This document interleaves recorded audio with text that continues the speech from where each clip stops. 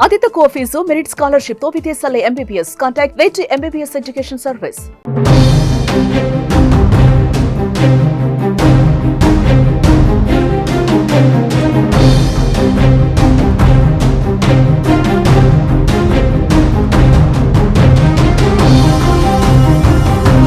నమస్తే, welcome to Suman TV. ఫోన్లు దొంగలించి ఫోన్లోని డబ్బులను కూడా దోచేస్తున్నటువంటి కొంతమంది సైబర్ ముఠానైతే సిద్దిపేట రూరల్ పోలీసులు అయితే గుట్టు రట్టు అయితే చేయడం జరిగింది. నిన్నటి రోజున సిద్దిపేట సిఐ ఆధ్వర్యంలో కూడా ఈ యొక్క ప్రెస్ మీట్ నిర్వహించి వారి యొక్క గుట్టు రట్టు అయితే చేయడం జరిగింది. అసలు ఈ యొక్క దీన్ని ఎట్లా వాళ్ళు నిలువరించగలిగారు అనేది కూడా మనం అడిగి తెలుసుకుందాం. సార్ నమస్తే అండి. నమస్తే అండి. అంటే చెప్పండి, ఇప్పుడు నిన్నటి రోజు మీరు ఒక ప్రెస్ మీట్ పెట్టి వాళ్ళ యొక్క గుట్టు రట్టు చేశారు కదా, ఎట్లా జరిగింది సార్ అది? యాక్చువల్గా మాకు ఒక 1 వీక్ బ్యాక్ మాకు కంప్లైంట్స్ రావటం జరిగింది. నా చిన్న కోడూరు పోలీస్ స్టేషన్ పరిధి, రూరల్ పోలీస్ స్టేషన్ పరిధిలో విక్టిమ్స్ ఒక నలుగురు వచ్చినారు. ఒక అతను సిఎస్సి అంటే మీ సేవా సెంటర్ అతను, ఒక పర్సన్ వచ్చి నా దగ్గర ఎమర్జెన్సీ క్యాష్ రిక్వైర్ ఉంది, మాకు మా మిస్సెస్ ఆపదలో ఉంది, నేను ఫోన్పే చేస్తే నాకు ఆ క్యాష్ కావాలా, మీకు పర్సంటేజ్ ఇస్తా అని చెప్తాడు. సరే అని ఆయన నిజంగా ఆపద ఉందని అమౌంట్ ఫోన్పే తీసుకోగానే అమౌంట్ ఇవ్వడం జరుగుతుంది. ఇంకో అతని దగ్గరికి పెట్రోల్ పంప్ దగ్గరికి వచ్చి సేమ్ ఒక పర్సన్ వచ్చి ఇట్లా ఆపద ఉందని చెప్పేసి స్కాన్ చేస్తాడు. స్కాన్ చేసేస్తే అమౌంట్ ఒక 50,000 క్యాష్ తీసుకొని అతనికి 5% లెక్క కన్సీజన్ ఇస్తాడు. వీళ్ళు 5% కాశపడి అమౌంట్ ఇచ్చే వరకు విక్టిమ్స్ ఎవరైతే ఫోన్ పోయిన విక్టిమ్స్ వాళ్ళు క్యాష్ పోయిందనే మెసేజ్ రాగానే వాళ్ళు 1930 కాల్ చేస్తారు. కాల్ చేసినప్పుడు ఆ విక్టిమ్ వాడిన ఎక్కడైతే ట్రాన్స్ఫర్ అవుతుందో అమౌంట్, ఆ అమౌంట్ని 1930 ఇమీడియట్లీ బ్లాక్ చేస్తారు.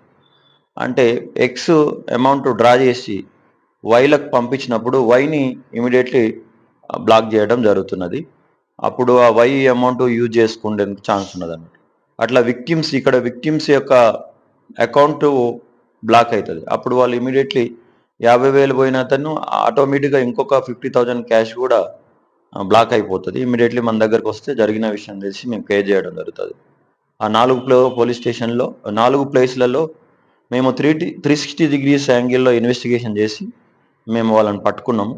వాళ్ళు పట్టుకున్న తర్వాత విస్తుపోయే నిజాలు మనం వాళ్ళ దగ్గర నుంచి సేకరించినాము.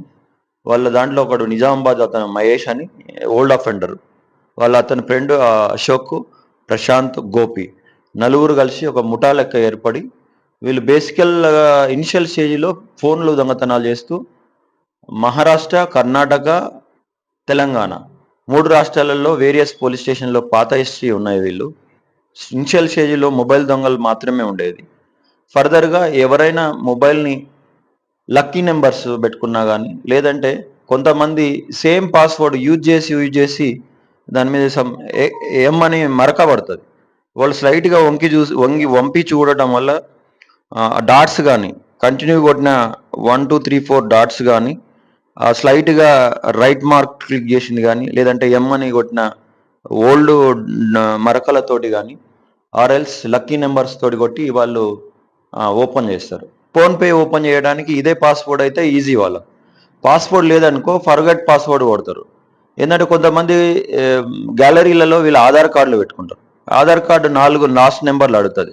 కొంతమంది వాళ్ళ యొక్క ఏటీఎం కార్డు కూడా పెట్టుకుంటారు.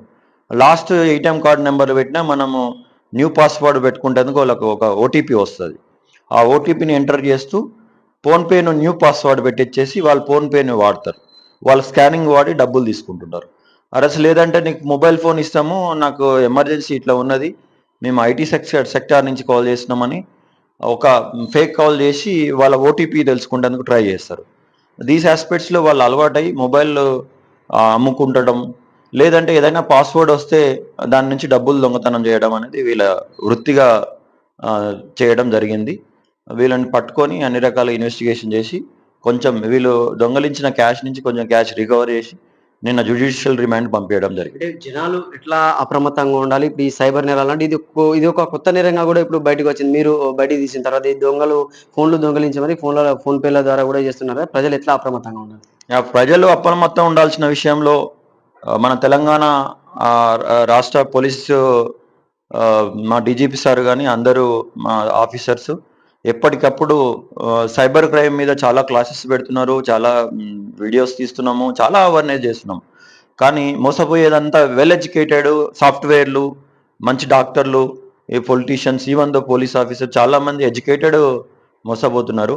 సో కాబట్టి ప్రజలకు మనం చెప్పేది ఏంటంటే మోసపోయేటోడు ఉన్నన్ని రోజులు మోసగించేటోడు ఆటోమేటిక్గా ఉంటాడు. పబ్లిక్ ఇప్పటికైనా అవేర్నెస్ కావాల్సింది. సింపుల్ ఒక ఎగ్జాంపుల్ ఉంటుంది. జార్ఖండ్లో జామ్తారా అనే ఒక విలేజ్ ఉంటుంది.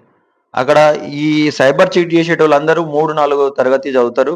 వాళ్ళకి ఒక క్లాసులు ఉంటాయి. వాళ్ళంతా చీట్ చేయబడేటోళ్ళేమో సాఫ్ట్వేర్లు, చీట్ చేసేటోళ్ళేమో 5th స్టాండర్డ్ మాత్రమే ఉంటారు. కాబట్టి మీరు యొక్క మీ ఫోన్లో మీకు ఈరోజు ప్రపంచం అంతా ఫోన్లో ఉంది. మీ సెక్యూరిటీ ప్రొవిజన్స్ అన్నీ ఫోన్లో ఉంటున్నాయి. కాబట్టి ఫోన్ని చాలా భద్రంగా సెక్యూరిటీ ప్రొవిజన్స్ పోయి లాక్ చేసుకోవాలి. ఎవరు దాన్ని ఒకవేళ పోయినా కూడా డిస్మెంటల్ చేయకుండా. తర్వాత ఇప్పుడు బ్యాంక్ నుంచి కానీ ఇంకే లింక్ కానీ మెయిన్ ఆన్లైన్ నుంచి మీకు ఇట్లా పెట్టుబడులు పెడితే మీకు బెనిఫిట్ వస్తుందని చెప్పంగానే మంచి మంచి బ్యాంక్ ఎంప్లాయీస్ కూడా ఈవెన్ దో పెట్టుబడులు అనే ఊబిలో వాడు ఫస్ట్ స్టార్టింగ్లో 3,000కు 4,000 ఇస్తాడు, ₹1,00,000కు 1,15,000 ఇస్తాడు. అట్లా మనం ఆశకు గురై చెప్పేసి ఇంకా అమౌంట్ పెట్టుకుంటూ పోతే లాస్ట్కి అది బ్లాక్ అయిపోతుంది. అసలు ఆ సైటే మనకు ఓపెన్ కాదు. సో కాబట్టి ఎప్పుడైనా అత్యాశతోటి డబ్బులు వస్తాయని, ఆ తర్వాత పేకాడతోటి కానీ, ఇంకేమైనా బల్క్ మెసేజ్లతోటి కానీ, ఇంకేమైనా న్యూడ్ వీడియో కాల్స్ కానీ, వేరియస్ కొత్త కొత్త కొత్త సైబర్ చీటింగ్ అనేది కొత్త పుత్తలు దొక్కుతున్నది. మనకు ఎవరు డబ్బులు మనము చెప్పినట్టు డబ్బులు ఉత్తగా ఎవరికి రావు అని చెప్పినట్టు, లతా జ్యువెలరీ ఆయన చెప్పినట్టు డబ్బులు ఎవరు కూడా ఉత్తగా ఇస్తానికి ఎవరు ఉండరు. కాబట్టి అత్యాశ పోయి మన ఉన్న బ్యాంక్ బ్యాలెన్స్ గురి కావద్దు. ఒకవేళ ఏదైనా ఎమర్జెన్సీ అయ్యింది, మనం అనుకోకుండా మోసపోయిందంటే కంపల్సరీ 1930 కొడితే కాల్ చేస్తే మేము ఇమీడియట్ రెస్పాండ్ అయ్యి వితిన్ ది ఫ్యూ మినిట్స్లో ఎక్కడికక్కడ బ్లాక్ చేసి మీ అమౌంట్ మీకు తిరిగి ఇవ్వడానికి మేము స్కోప్ చేస్తున్నాం. అంటే ఇప్పుడు ఈ యొక్క మీరు నేను రిమైండ్ పంపించిన వాళ్ళు ఎవరైతే ఉన్నారో వాళ్ళు ఎంతవరకు చదువుకున్నారు, ఎంత అమౌంట్‌ను మీరు రికవరీ చేయడం జరిగింది సార్? మా దగ్గర యాక్చువల్‌గా 1,10,000 వరకు వాళ్ళు విక్టిమ్స్ నుంచి క్యాష్ తీసుకోవడం జరిగింది. సో వాళ్ళ దగ్గర నుంచి మేము ప్రజెంట్ 50,000 క్యాష్ చేసినాము. వీళ్ళందరూ 9th, 8th స్టాండర్డ్ వాళ్ళే. అందరూ ప్రైవేట్ అది ఇది పని చేసుకొని క్లిక్ కాకుండా దీనికి అలవాటు పడి ఉన్నారు. సో చూసారు కదండీ. అంటే సైబర్ నేరాలు జరిగినప్పుడు 1930కి వెంటనే కంప్లెయింట్ ఇస్తే మాత్రం మేము ఎక్కడికక్కడ అకౌంట్ బ్లాక్ చేసి కూడా మేము విక్టిమ్ ఎవరైతే ఉన్నారో వారికి ప్రజలకు ఎవరైతే ఉన్నారో న్యాయం చేయడానికి కూడా మేము సిద్ధంగా ఉన్నామనేది సీఏ గారైతే చెప్తున్న పరిస్థితి ఉంది. కెమెరామెన్ శేఖర్‌తో సతీష్, సుమన్ టీవీ, సిద్దిపేట నుండి.